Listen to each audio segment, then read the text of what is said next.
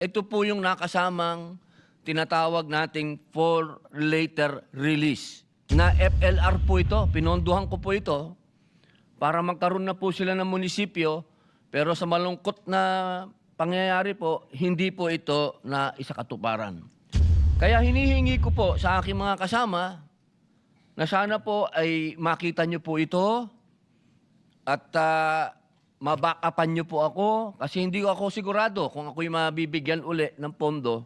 Pero yung mga ibang kasama natin, alam ko mabibigyan po kayo ng pondo, sana po bigyan nyo po sila ng munisipyo. Dahil isa pong katawa-tawa na nag-aaway-away tayo minsan dito, nagpapalitan tayo ng mga salita. Pero yung isla na pinagmumulan ng ating hidwaan at palitan ng salita, wala po silang munisipyo. Yan po mga kaibigan ang hinaing ni Senator Robin Padilla tapos po makita ang kalagayan po ng mga munisipyo maging ng mga paaralan dito po sa Kalayaan Islands mga kaibigan. Kitang-kita naman natin na nagkawasak-wasak na po mga kaibigan. Wala pong sariling munisipyo ang bayan ng Kalayaan mga kaibigan at maging ang mga paaralan ay tagpi-tagpi lamang. Ngunit kung mga kaibigan naalala nyo sa mga nakaraan na Senate plenary session nagiging puno po ng punot dulo ng pagkikipagbalitaktakan ng mga senador ay yung Kalayaan Islands. Ika nga nagkakaroon pa ng debate, ng away at palitan ng mga maiinit na pahayag. Pero yung mismong isla na ating pinaglalaban dyan sa Senado, wala po silang sariling paaralan mga kaibigan at wala rin pong sariling munisipyo. Kawa-awa mga kaibigan at yan po ang hinaing ni Senator Robin Padilla na sana ay hindi na po ma-for later release ang project budget ng project niya mga kaibigan. Samantala yung mga ibang mga proyekto ng mga ibang senador nabibigyan agad ng budget. Pero yung pong kanyang proyekto paaralan sa Kalayaan Islands at munisipyo sa Kalayaan Islands ay hindi po mabigyan-bigyan ng budget. Noong pa pong 19th Congress pa po naghihingi ng budget itong si Senator Robin Padilla, ngunit hanggang sa ngayon mga kaibigan, for later release pa rin po ang mga budget na ito.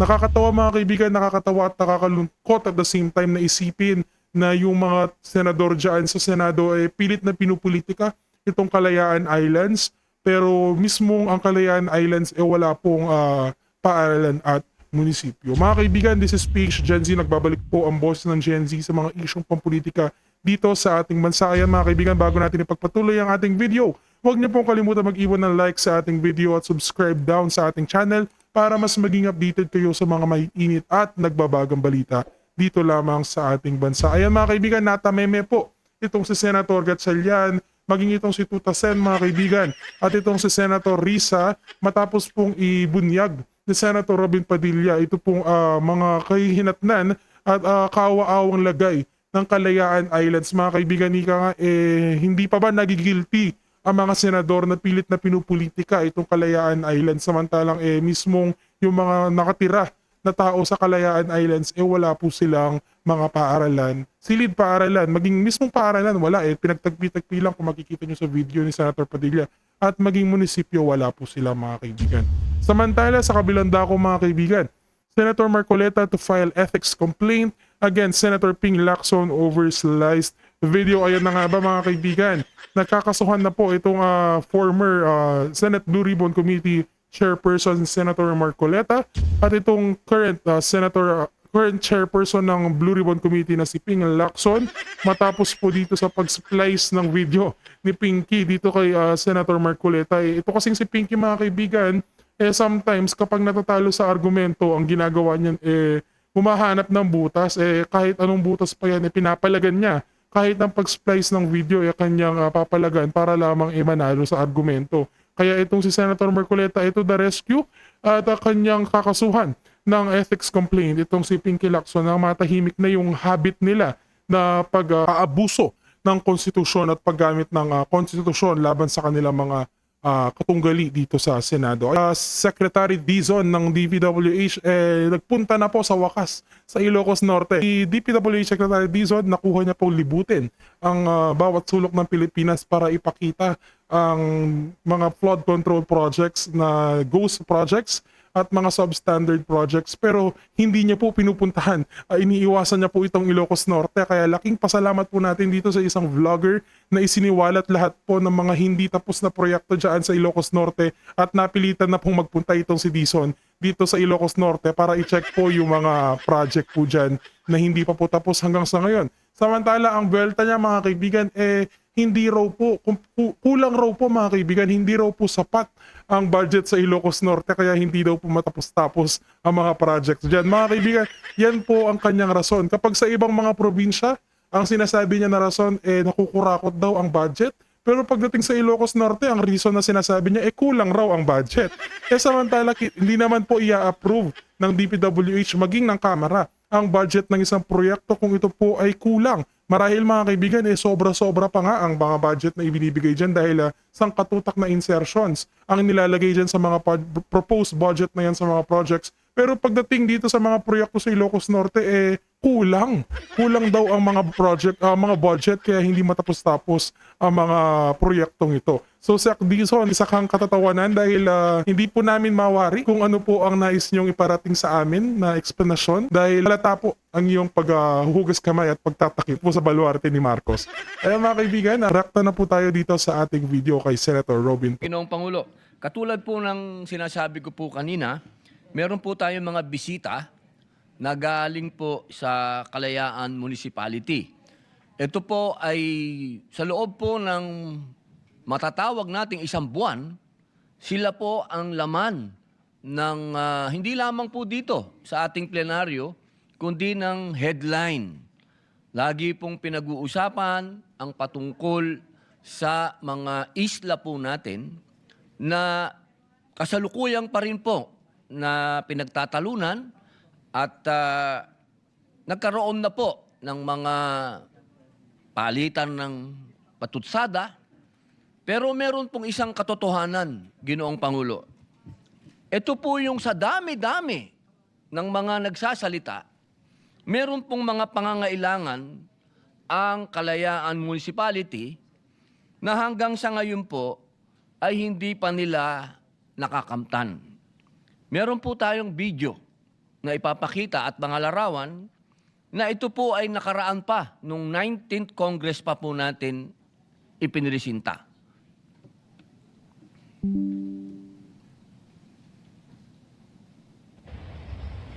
Yan po yung epekto ng napakalakas na bagyo sa kanila.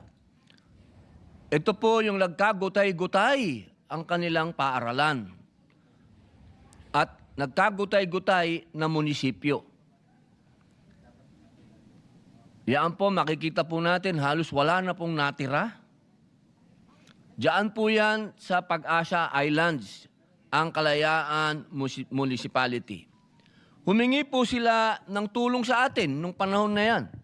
At kagyat naman pong nagpunta doon ang dati po nating Senate President Mig Zubiri at nagkaroon naman po ng magandang balita sapagkat sa ngayon, yung pong paaralan ay nagawa na po yung isang paaralan. At yung isa naman pong paaralan din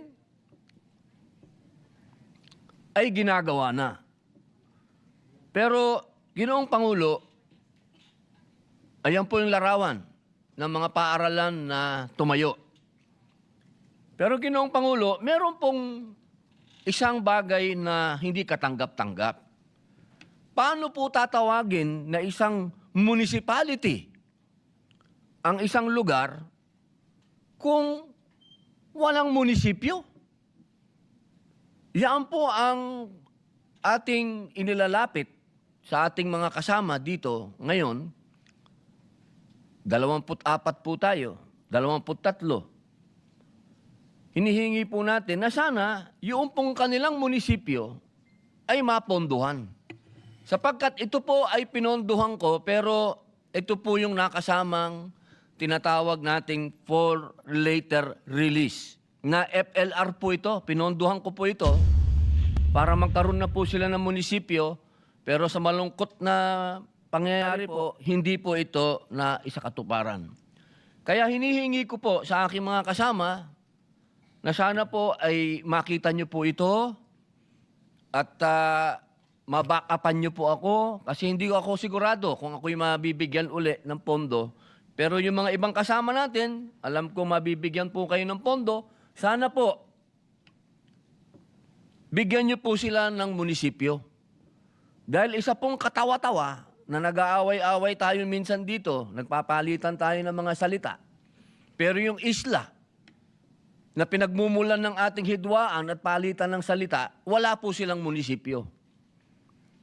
Kaya, mga mahal kong kababayan, kung gusto po natin talagang ipaglaban at sabihin natin atin ito, bigyan natin sila ng munisipyo. Para po sila, yung mga bisita po natin, ng mga local government po doon, sila pong mga lumalaban talaga. Sila pong araw-araw na nasa peligro ang buhay at pinaglalaban ng ating seguridad, ay magkaroon po sila ng munisipyo. Yun po ang aking unang manifestasyon, mahal na Ginoong Pangulo. Pangalawa po, meron pong Ramadan na bukas. Umpisa na po ng aming Ramadan. Medyo meron lamang pong mga kalungkutan na nangyayari sa ibang mga ahensya ng gobyerno dahil kailangan pa po makiusap ng mga kapatid ninyong Muslim doon sa kanilang mga namumuno para po pagbigyan na sila po ay payagan na makapag-practice po ng kanilang Ramadan. Kasi po, meron naman po tayong Presidential Decree number 291 na inamendihan po ng Presidential Decree number 322 na idinatalye po ng Civil Service Resolution number 81-1277. Malinaw po na sa panahon ng Ramadan, ang oras ng trabaho po ng mga Muslim employees ay mula 7:30 ng umaga hanggang alas 3:30 ng hapon, wala pong noon break. At ang 2 oras na diferensya ay hindi itinuturing na undertime.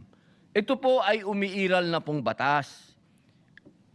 Mahirap pong sabihin na pakiusap ito dahil batas na ito, pero nakikiusap na po ako na sana po yung mga ibang ahensya ng gobyerno, huwag nyo na pong antayin na makiusap pa sa inyo yung mga kapatid ninyong Muslim. Dahil meron naman pong batas. Sana po, implement na lang po natin. Huwag nyo naman pong magmukha pa kaming kawawa doon na magpapapirma pa doon. Yun lamang po, mahal na Ginoong Pangulo, maraming salamat po. Majority Leader. Yes, Mr. President, as our Deputy Majority Leader, Senator Risa Ontiveros, is seeking the floor. I move that she be Senator recognized. Risa Ontiveros, recognized. Salamat po, Mr. President. Maaari po bang makapagtanong sa Ginoo mula sa Nueva Ecija? Opo, mahal na kasama. Opo. Mr. President, meron po bang ma-identify ang mabuting Ginoo ng mga ahensya na nire-require pa na maghain ng written request yung mga kawani na Muslim? Actually, tungkol marami po paggunita sa bukas? local government. Opo, marami po talaga na sana. Kasi ma'am, ang hirap na nung nakikiusap ka pa, may batas naman. Oo, sana po sila na po yung magbigay ng order. Huwag na nilang antahin na may request pa. Sana po sila na po yung magbigay kagad ng memo doon sa kanilang mga opisina na may Ramadan ngayon at kinikilala naman po ng ating Pangulo na kahit po tayo kinilala kanina ng ating majority floor leader na meron pong Ramadan, na sana po may memo na po kaagad na hindi na po kailangan pang sasabihin po ng iba, kailangan gumawa kayo ng sulat. Yun naman po, parang nag-aksaya pa tayo ng papel. Sayang lamang po, Mr. President, na napakaiksi na ng panahon ng Senado para makapagkilos sana sa concern na ito. Dahil bukas na po ang simula ng Ramadan. Pero siguro sa rekomendasyon o gabay ng good gentleman, pwede nyo pong payuhan tayo kung paano pwedeng magpahayag sa lahat ng LGUs o lahat pati ng national government agencies. Paalala na may batas na nga po tungkol dito at hindi na kailangan ang mga kawani o official nila pa ay humingi ng permiso. Pero proactively, yung bawat ahensya na rin at LGU ay mag-observe po nito. The appeal should be addressed to the Department of Interior and local government. Thank you, Mr. President. It not be a Senate resolution, which is not possible anymore. Too late. But DILG request, I suppose a letter to the DILG to remind them of that would be good enough. Maraming salamat, Mr. President, para sa Para ang payo. DILG ang magpapaalala sa mga LGU. Opo. If the good gentleman ay pwedeng pamunuan tayo sa pagsunod sa payo ng Senate President, isa na po ako na Pipirma. susuporta at pipirma. Opo, Salamat po, Mr. napakagandang President, mungkahi po. at sa mabuting Opo. Ginoo. Maraming salamat po, Ginang Senadora, at sa atin pong ginoong tagapangulo. Senator Sherwin Gatchalian is Thank you. recognized. Thank you, Mr. President. Mr. President, nakita ko ho kanina yung picture ng munisipyo yata yun ng Kalayaan. Ano po, munisipyo po, tsaka po paaralan, mahal na kapatid. Ito po yung nakaraang, nung 19th Congress po natin, kung naalala nyo po, pinakita ko po yan, nung dumaan na bagyo, wala po talagang natira sa paaralan nila, pati po yung munisipyo nila, wala po talagang natira. Bukod sa munisipyo at paaralan, ano pa ho yung mga Na-damage. basic infrastructure na damage ho doon sa... Yung mga bahay po nung ating mga magigiting na mga tiga-Kalayaan Island na kahit ano pong mangyari, hindi umaalis doon, nasira din po yun. Pero siyempre po, yun po ay napagtulong-tulungan na po nung local Ito ba government. yung mga local government? Andito po yung Vice Mayor. Ito ba yung mga na persona ng grata? Sila po yung Kalayaan 16. Ano kayo opo. ba yun? Yung mga na persona ng grata ng Chinese Embassy? Kaya po nakikiusap po sana ako na matulungan po natin sila dahil talagang nagkakaroon po tayo ng pagtatalo dito pero wala po silang munisipyo. Actually, papasalamat po ako kay Senator Robin dahil alam ko ho, binuksan nyo ito hindi lang isang beses, maraming beses. Opo. Para po mapaalala po sa ating mga senador kung yung mga basic facilities, no? Eskwelahan, Opo. basic ho yan. Munisipyo, basic rin ho yan. Opo. Health Health center po sana. Health center, Opo. mga health facilities, basic at ito yung pinupuntahan ng tao araw-araw eh. Opo. Lalo na mga eskwelahan. Kanina pinag-uusapan ho natin, education, autism. Pero kung wala hong pasilidad, paano tayo magbibigay ng serbisyo sa mga kababayan natin doon? Kaya po, Senator Robin, hingi po ako ng listahan through the local government. Pakisubmit po sa Committee on Finance at pagtutulungan ho namin ni Senator Robin, ni Senator JV, ni Senator Bongo, ni Senator Risa Ontiveros ng ating Senate President. Pagtutulungan ho natin yan para po makumpuni, ma-repair po yung mga basic facilities doon po sa Kalayaan Island. Hindi lang po yung sinabi nyo frontliner, hindi lang sila frontliner, pero trabaho rin ho natin na masigurado na itong mga basic facilities ay laging nasa ayos. No? Hindi naman pwede ho yung bata papasok walang bubong, hindi ho sila makakapag-aral ho doon. Opo. So maraming salamat, Senator Robin, sa iyong manifestasyon. Maraming salamat po, Senator Win. Mr. President, Senator Ontiveros Senator against Sigrid. Ontiveros, Risa Ontiveros is recognized.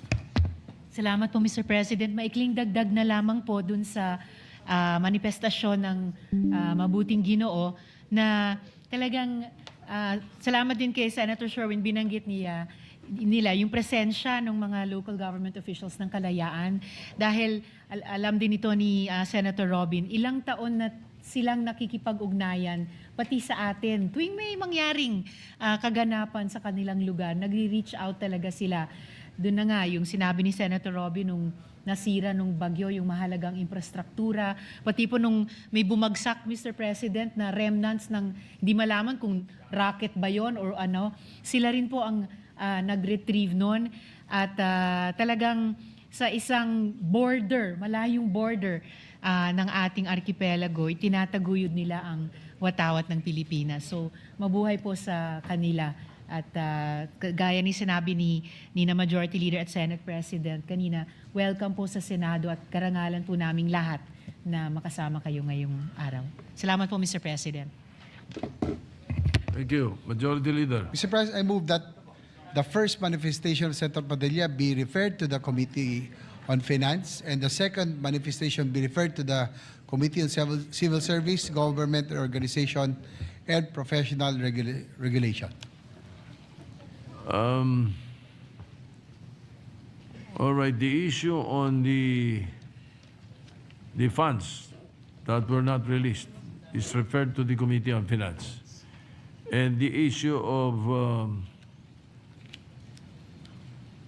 the second issue, which is Ramadan. the official manifestation or reminder to the LGUs, you're referring it to the Committee on Civil Service, or what about the local government? Refer it to the Committee on Civil Service, Government Organization, and probably secondary. Secondarily to the local government committee. All right. Yes. Any objection? Hearing none, so referred. Mr. President, I move to recognize Senator Win Gatchalian, who will deliver a privilege speech. Senator Sherwin Gatchalian is recognized.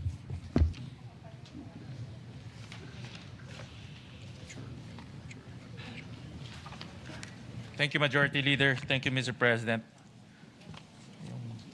Ano natin, PowerPoint. Mr. President, distinguished colleagues, I rise today on a matter of personal and collective privilege. Education is one of the most cherished human rights. It is recognized in our Constitution as one of the most fundamental obligations of the state. Education opens the door to the discovery of one's potential, the improvement of one's circumstances, and the ability to contribute positively to society. And because the youth of today is the workforce of tomorrow, education helps lay the foundation of our national development. The state also acknowledges that it cannot accomplish its mission alone. Our education system is built on the complementary roles that private and public institutions play to ensure the widest possible access to learning. A landmark piece of legislation that put this principle into place was Republic Act number 6728, otherwise known as the Government Assistance to Students and Teachers in Private Education Act, or GASPE.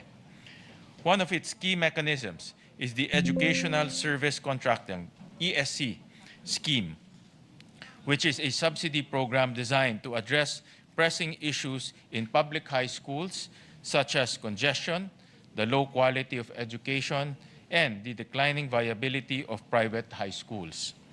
RA 6728 was later amended by RA 8545, the Expanded Government Assistance to Students and Teachers in Private Education Act, or EGASPE. It expanded the coverage of assistance for high school learners and included assistance for teachers in private education by institutionalizing an in-service training fund, or INSET, and the Teacher's Salary Subsidy, TSS. In 2013, the Enhanced Basic Education Act, more commonly known as the K-12 law, introduced the Senior High School Voucher Program, a game-changing intervention aimed at addressing classroom shortages and ensuring seamless transitions to grades 11 and 12. Today, programs such as ESC, Senior High School Voucher Program, INSET, and TSS stand as pillars of this initiative, jointly implemented by the Department of Education and the Private Education Assistance Committee, or PEAC. The EGASPE's program budget has grown progressively larger, from a budget of 21.2 billion in 2016. Its budget more than doubled to 53.2 billion in 2023.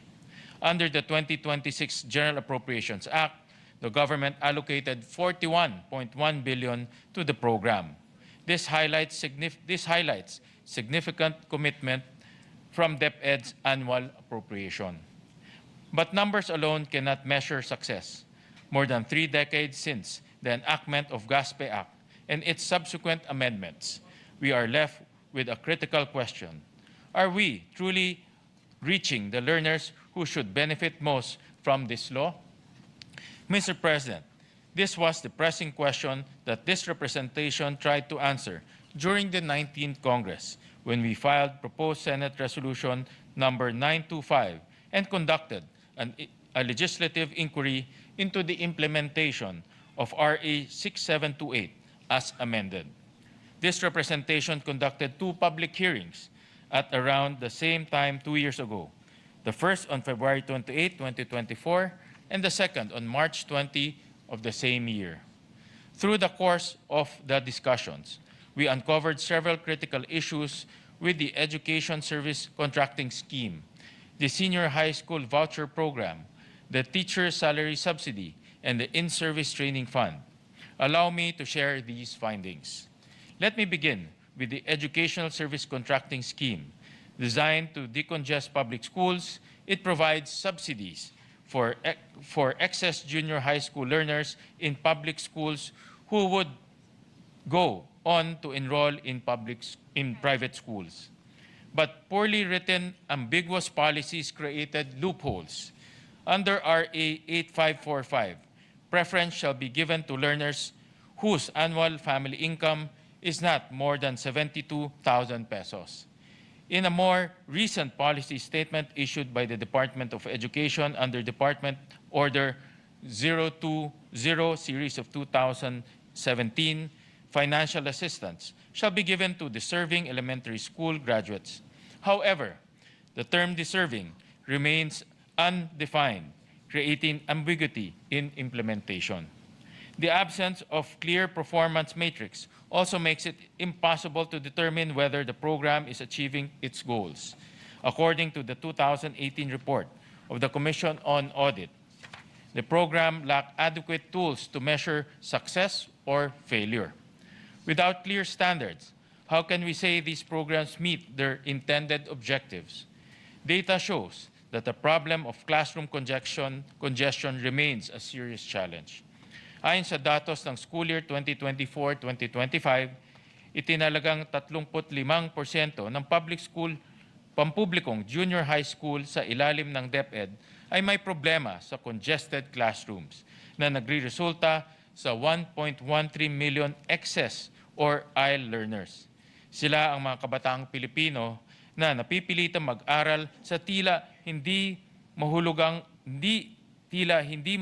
karayom sa silid-aralan, nakaupo sa mga pasilyo dahil sa kakulangan ng espasyo at pasilidad sa ating mga pampublikong paaralan. On top of this, subsidies fail to prioritize the poor.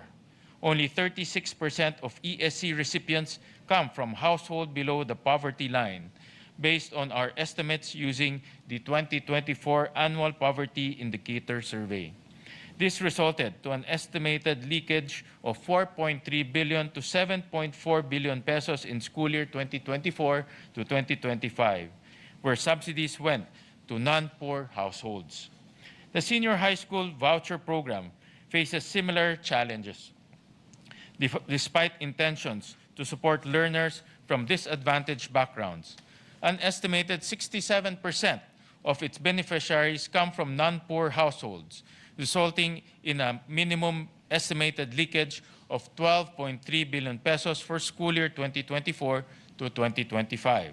Simply put, non-poor learners from well-resourced private schools continue to benefit from vouchers, while truly disadvantaged learners such as alternative learning system completers are left to navigate a burdensome application process.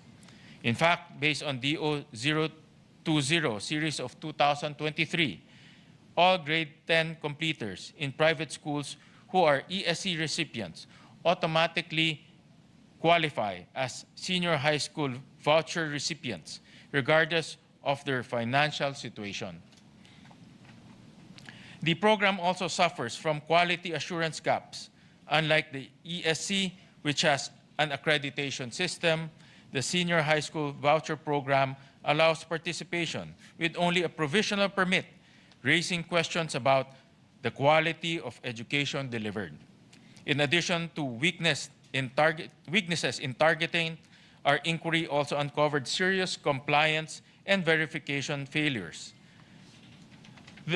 There are not just ambiguities in policy, but significant breakdowns in documentation and oversight. And there's the haunting issue of ghost students. While the term may not be literal, its impact is real. Our public hearings in 2024 uncovered schools which had over 11,000 students with documentation and qualification issues costing the government 239 million pesos. In one case, 79% of a school's voucher recipients were undocumented. Sa usaping ito, hindi man literal na multo ang mga mag-aaral, ang minumulto naman ay ang pondo ng gobyerno. Mga pondong dapat sanay napupunta sa mga karapat-dapat na mag-aaral. So totoo lang, ito ay halos pagnanakaw na, Ginoong Pangulo. Pagnanakaw ng oportunidad mula sa mga mag-aaral at pamilyang tunay na nangangailangan. Meanwhile, the teacher's salary subsidy provides 24,000 pesos annually to qualified teachers in ESC participating schools. Currently, the subsidy criteria are service-based rather than merit-based. The DepEd only checks if a teacher is licensed in the ESC participating junior high school and if the teacher is teaching a subject under the DepEd curriculum for junior high school for at least 180 minutes a week. Senior high school teachers, despite their critical role, are also excluded. This exclusion is a glaring oversight that leaves many of our teachers unsupported. Lastly, the INSET Fund aims to empower educators and school leaders. Yet, without a robust evaluation system, its effectiveness remains uncertain. During the public hearing in 2024, a significant issue was uncovered: the absence of a comprehensive pre- and post-evaluation system to gauge the effectiveness of the training programs. Instead, the PEAC conducts classroom visits post-training to observe and assess the participants' performance levels. Beyond the individual components of the program, deeper and more systemic issues were uncovered during the public hearings. RA 6728, as amended, established the State Assistance Council to provide policy guidance and direction, to monitor and evaluate programs, and to promulgate rules and regulations, and allow the engagement of services and support of any qualified government or private entities for implementation. However, since its enactment, the programs, the ESC, the Senior High School Voucher Program, the INSET, the TSS, have been jointly managed by DepEd and PEAC.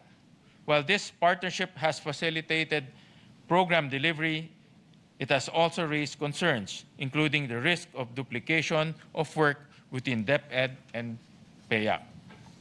To summarize, Mr. President, the EAG-ASPE program embodies the government's commitment to its constitutional mandate of fostering complementarity between private and public education. However, there is a failure in the design of the program.